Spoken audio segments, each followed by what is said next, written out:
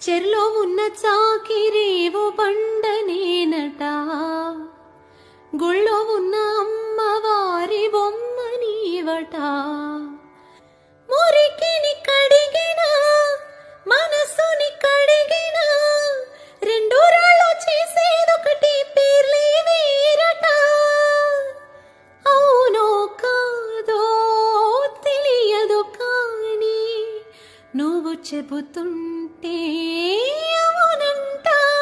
మరి అంతలోనే బొంగమూతి సంగతేంటట. నాకు తెలుసా మంచి చెడ్డ, నువ్వు చెబితే నేర్చుకుంటా. నేను నమ్మిన